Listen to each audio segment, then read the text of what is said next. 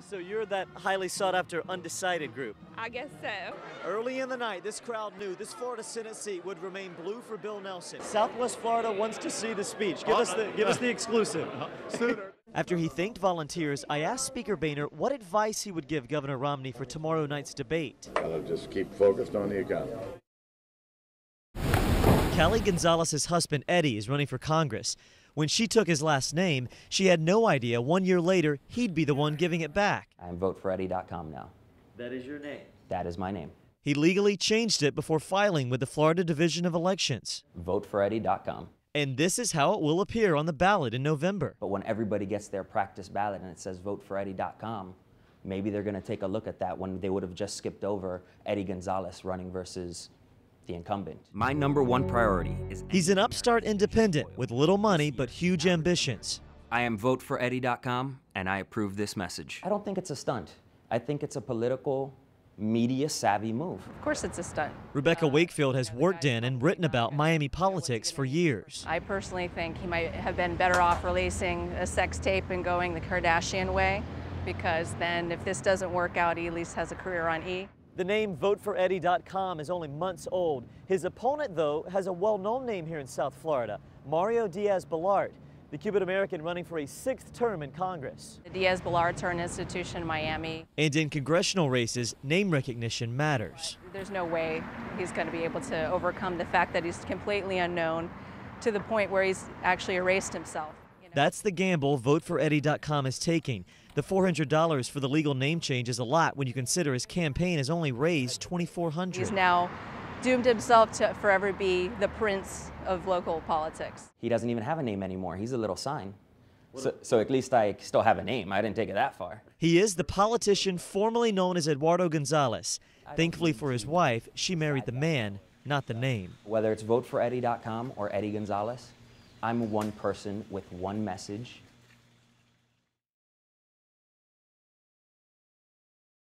It had all the makings of a high-energy election-time rally. Obama! Obama! Along with fans came protesters. Some camped overnight, others sold souvenirs. President Barack Obama's coming down this joint, yeah! As the president's motorcade made its way toward downtown, we knew today would be different. Events in Aurora, Colorado have changed the nature of this event. An anxious crowd gets briefed, and then their moment comes. The President of the United States. The president took the stage for a speech that wouldn't last 10 minutes, with a somber mood filling Harborside. I am so moved by your support, but there are going to be other days for politics. This, I think, is a day for prayer and reflection. President Obama talked about the victims in Colorado, their families, and his own loved ones. My daughters go to the movies. What if Malia and Sasha had been at the theater, as so many of our kids do every day? After the speech, the president met backstage with supporters who had already paid for a private reception. That's when Lydia Black and her daughter Emerson had a moment they'll never forget. He came right up to you and he said, "Did you know that someone stole your 2 front teeth?" And what did you tell him? And I said yes. Went around and shook everybody's hand, spent some considerable time with people when he probably didn't have it to spend. Ultimately, it's how we choose to treat one another and how we love one another. A message to his supporters here and the nation as a whole. There will be other days for politics. Chad Oliver, NBC2 News. The Democratic National Convention, prime time, an imposing stage for anyone, especially someone who spent all but the last 2 years of his life as a Republican.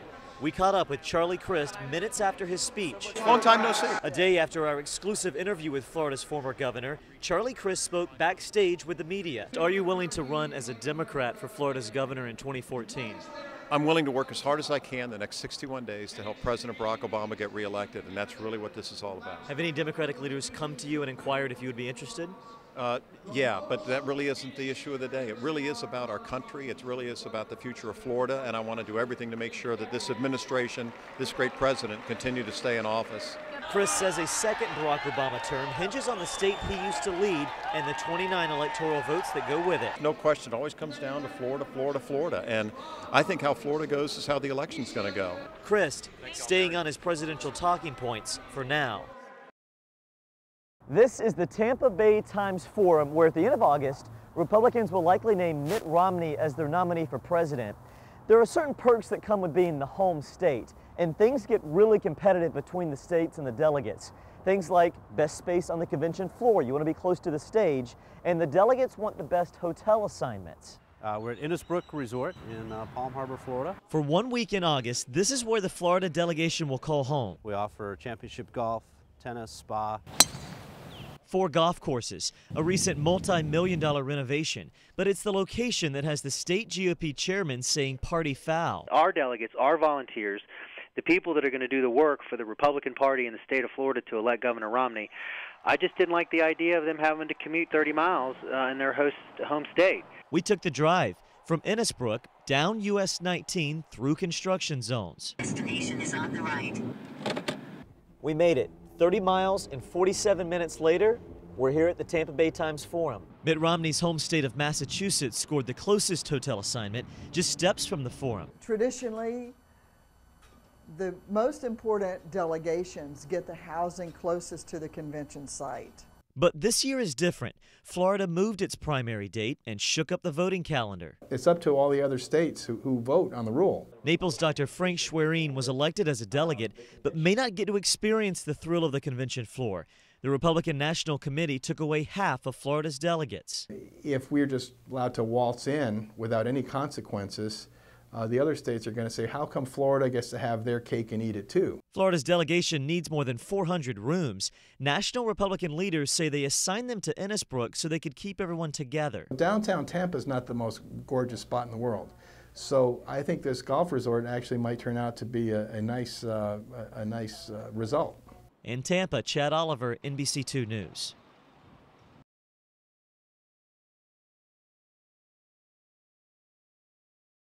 For delegates chosen to represent Florida, it's the shot of a lifetime.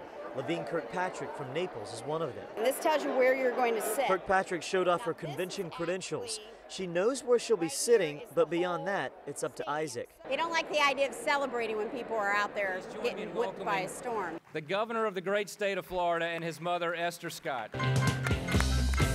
Coming out to the song Taking Care of Business, Governor Rick Scott briefed the Florida and South Carolina delegates about the business at hand.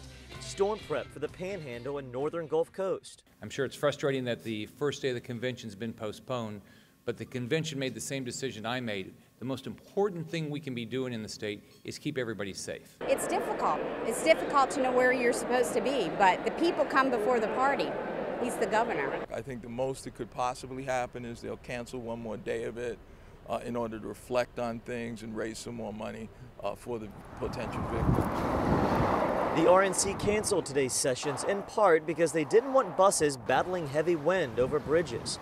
The gray skies will soon clear, but the convention forecast for the rest of the week remains hazy. So I'm like row 2. Florida's delegates are in place, ready to nominate their candidate. For now, though, they wait. Gives us some free time to really kind of unify and get together.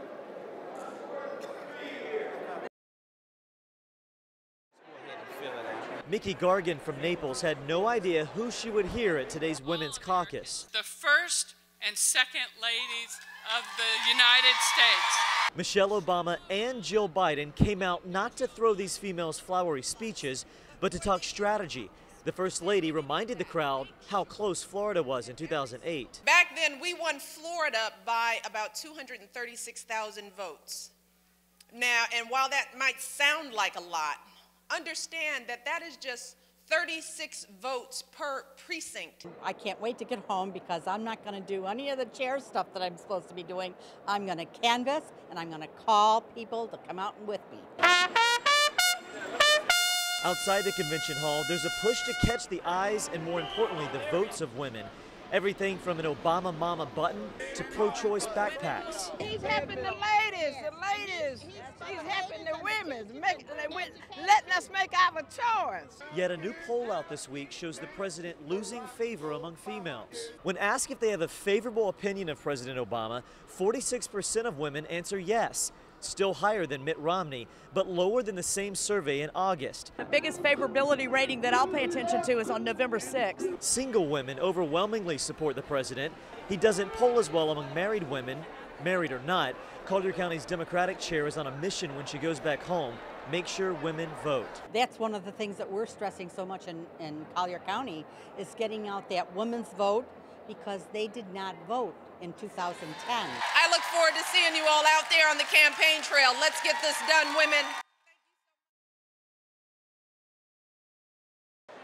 The Democratic National Convention, prime time, an imposing stage for anyone, especially someone who spent all but the last 2 years of his life as a Republican. We caught up with Charlie Crist minutes after his speech. Long time no see. A day after our exclusive interview with Florida's former governor, Charlie Crist spoke backstage with the media. Are you willing to run as a Democrat for Florida's governor in 2014? I'm willing to work as hard as I can the next 61 days to help President Barack Obama get reelected, and that's really what this is all about. Have any Democratic leaders come to you and inquired if you would be interested? Yeah, but that really isn't the issue of the day. It really is about our country. It really is about the future of Florida, and I want to do everything to make sure that this administration, this great president, continue to stay in office. Crist says a second Barack Obama term hinges on the state he used to lead and the 29 electoral votes that go with it. No question, it always comes down to Florida, Florida, Florida, and I think how Florida goes is how the election's going to go. Crist staying on his presidential talking points for now. The crowd filed in 3 hours early, prepped to hear Paul Ryan's stance on the issues. Financial policies that are going to be good for America. Ballots are already being cast thanks to no excuse absentee voting. I'm excited about their message. I'm tired of what's been going on the last 4 years. A steamy afternoon gave comedian Dennis Miller new material. Is this your everyday? God bless you, man. That's why everybody's got clear complexions. It's like living in a facial. Moments later, the crowd got what they came to see. Hello, Fort Myers! Ryan hit on the usual talking points: Medicare, jobs, the national debt. We're offering solutions, ideas, fixes. Then came the unexpected. Listen in the background.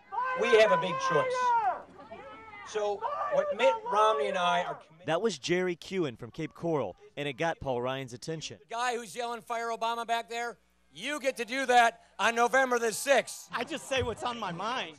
He was referring to the attack on the U.S. consulate in Libya. Well, the First Amendment gives us the right to freedom of assembly and freedom of speech, so they can't throw me out. Ryan went on to talk up the man at the top of the ticket, Mitt Romney. He closed with a charge to turn out the vote. Floridians, we can do this. It's in your power. It's in your control. Let's get it going. Together we can get this done. Thank you so much, Fort Myers, for coming out. A day where politics became personal. In Fort Myers, Chad Oliver, NBC2 News.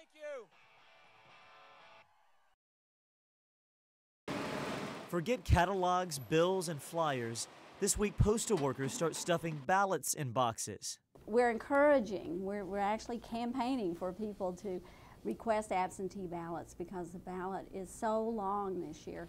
Jennifer Edwards says it is the longest ballot in Collier County's history. 3 pages, 2 sides, and 11 proposed changes to the Florida Constitution, amendments which include more than a brief synopsis. We're going to send that ballot out to you when you do get the ballot. Edwards' team will take requests for mail-in ballots for the rest of the month. 38,000 go out in the mail tomorrow. The postal push is also coming from community leaders. Fred Morgan says request forms to vote absentee will be collected at his church this Sunday. And then 3 weeks later, they will receive their actual ballot in the mail. And the last Sunday, October 28th, will be Bring Your Ballot to Church Sunday, and we're going to deliver those to the Supervisor of Elections office. Ballots are kept under lock and key until Election Day. Here inside the Collier County Supervisor of Elections office, these are just some of the ballots that will be going out to the various precincts. Before 2000, you had to vote in person unless you could give an excuse as to why you were going to be out of town. After 2000, the laws changed, allowing anyone to request a mail-in ballot. They are not forwardable, so if someone's going to be out of town, they need to give us the address, the mailing address. Election workers say they avoid voter fraud by checking the signature to the one on file when you registered to vote. Vote your ballot and please put it right back in the mail to us. An effort to make mailboxes the final stop on the campaign trail. Reporting in Naples, Chad Oliver, NBC2 News. Layla Mistaghi is one of 70 people putting political views on display at Alliance for the Arts. I love being an artist as a sensitive person to be able to scream out through my art. She paints what she knows, As a child growing up in Iran, that meant pain. I lived in Iran actually during the 8 years of war of Iran and Iraq, so I experienced bombs falling, having to run away. Layla uses darts to represent U.S. military bases surrounding Iran. Israeli people do not want war, Iranian people do not want war, and it's just the governments. Out of the 76 pieces here, Layla's work is by far the largest. In her home country of Iran, Layla wouldn't even enjoy the artistic freedom to present her message if it clashed with the government. This gives the viewer an opportunity to stand back, absorb the piece in a whole, and say this is one person's view about an issue. Issues on display range from the housing crisis to what's at the top of the political pyramid to commentary about the Constitution.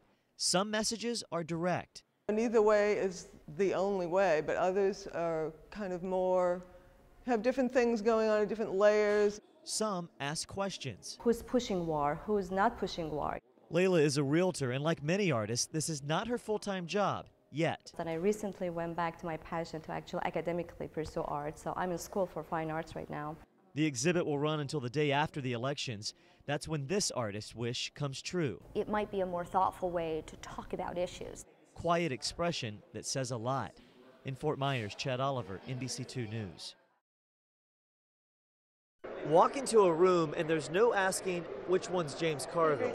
Thank you. The head, the eyes, the voice. Well, I don't know what's going to happen between now and November 6th. If I had a, you know. He breaks politics down to fun and entertaining. My mom always says, never argue with my daddy when he's been drinking. In between stories, he talks strategy. If Romney can make a good impression in foreign policy, it's going to help him across the board. Carville is a Democrat who became famous while crafting Bill Clinton's campaign 20 years ago. Tonight, he's in mixed company at the Tiger Bay Club's annual dinner. The Tiger Bay Club is a rarity when it comes to organizations. They're nonpartisan, they don't endorse candidates, and they don't lean either way. In fact, last year for their headline dinner, their speaker was Porter Goss, a well-known Republican, the former CIA director. We have differing viewpoints, but even though we may have those, we still have managed to be pretty civil about it. I've never been to a meeting like this where there are Republicans and Democrats. Carville's message to both parties, the electoral map plays into the president's favor. Obama can win re-election without winning Florida. He says Romney must win this state. If he loses Florida, he is one gone pecan. The man with his own brand of Louisiana language breaks presidential races down to 5 quarters. He calls this quarter number 3 between the conventions and the debates. Kind of after that, it's baked in the cake. Despite differing views, they came together in the name of politics to hear a man who loves it more than most. In Lee County, Chad Oliver, NBC2 News. Why are we out talking to young people? Because you all are getting screwed. Gary Johnson was a 2-term Republican governor from New Mexico. Now he's the Libertarian Party's nominee for president. We want government out of your wallet. We also want government out of your bedroom and out of your private life. Jared Grifoni is a Naples attorney who is the co-director of Johnson's Florida campaign. He attracts people who are Democrats, he attracts people who are Republicans, and he attracts people who maybe weren't even going to bother going out to vote.